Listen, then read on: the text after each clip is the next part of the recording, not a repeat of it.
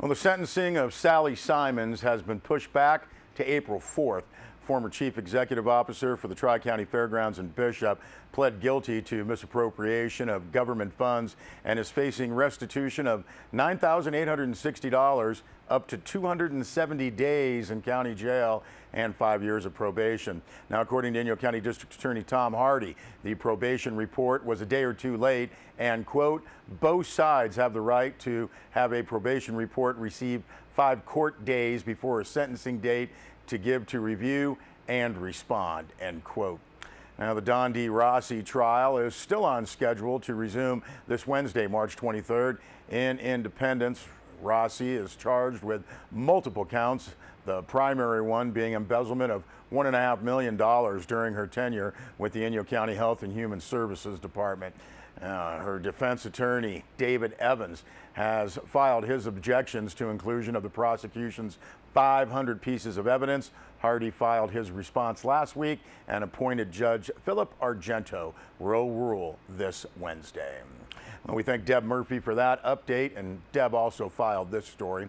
The public carried its disagreement over new wells proposed by Los Angeles Department of Water and Power to last Wednesday's technical group meeting, arguing that environmental analysis should precede any well drilling or testing. Now, the wells at the center of the dispute are located near the Five Bridges Mitigation Project. Those are wells 385 and 386, one in West Bishop and one in Big Pine and 2 in West Bishop. Now, LADWP has submitted its pre-construction evaluations on the Big Pine and West Bishop sites for comment by Inyo County. County hydrologist Keith Rainville outlined Water Department concerns, changes in conditions since an environmental impact report was prepared in 1991, concerns over the department's groundwater models, and the need for more monitoring wells. We were pretty responsive, that's a quote, to those concerns, and that was said by Assistant Aqueduct Manager Greg Loveland. But Water Department staff, had received LADWP's response that morning and hadn't had enough time for review. Inyo County had similar concerns regarding the Big Pine well located in Bell Canyon. The well is slated to supply water to the Big Pine ditch system, currently using surface water. 1991 California Environmental Quality Act analysis was junk, according to Mark Bagley with the Sierra Club, and didn't address cultural resources impacted by the well's infrastructure. That, according to Sally Manning of the Big Pine Paiute tribe of the Owens Valley. Now, as for the modified wells near Five Bridges, LADWP has agreed to go through a CEQA analysis. The disagreement was whether the wells, screened to draw from deep aquifers, would be tested before or after impacts were analyzed. Aqueduct Manager Jim Yanada, reporting in by phone, said the department hadn't decided when the tests would be run. You can see much more on that story on our website, sierrawave.net. Well, a press release from Inyo County Health and Human Services Department notes that prescription medicine has become a critical piece of our cultural fabric, saying all you have to do is turn on the TV, listen to the radio, or view ads on the internet or in the newspaper to see and hear about the latest medicine that can cure migraines, treat pain and stress, keep you more alert, help you sleep, or address depression. Now, the press release notes we walk that fine line between ensuring access to needed medications and preventing misuse and abuse and addiction.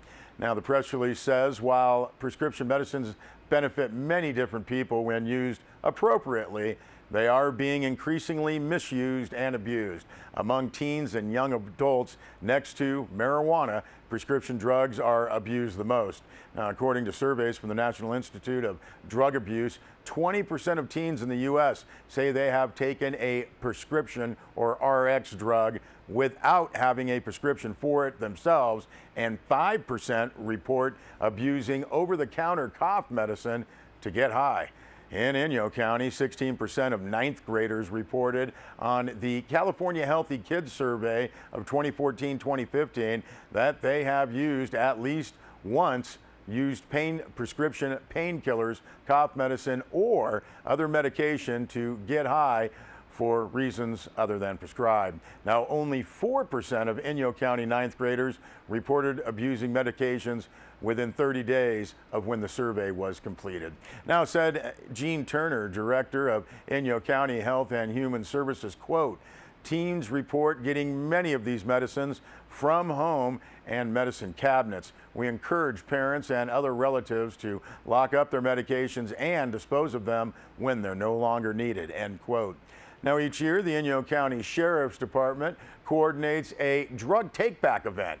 This is in conjunction with National Drug Take-Back Days. Now, this year, the event is planned for Saturday, April 30th, 10 a.m. to 2 p.m., and that'll be in front of the Vons in Bishop. Now, in addition, members of the public can dispose of their medications throughout the year at local law enforcement offices. Now, if you would like to learn more about how to prevent RX drug abuse and addiction, you can contact Inyo County Health and Human Services Public Health Prevention. That phone number, 760-872-0900. Might want to see a website, preventrxabuse.org or stopmedicineabuse.org. Well, the town of Mammoth Lakes has issued a frequently asked questions list about the plastic bag ban, which went into effect at the beginning of the month. The plastic bag ban prohibits the use of single-use plastic carry-out bags. Now, a single-use carry-out bag is a bag with handles, the press release notes, other than a reusable bag provided at the check stand, cash register, point of sale, or other point of departure within a store, for the purpose of transporting food or merchandise out of the establishment. Now, one question was, why do I have to pay for paper or reusable bags? The answer, the minimum fee is 10 cents, and that is in place to help businesses pay for the additional cost of recycled content paper bags or reusable bags as compared to plastic bags, as well as to encourage customers to bring their own bags in order to avoid paying the fee.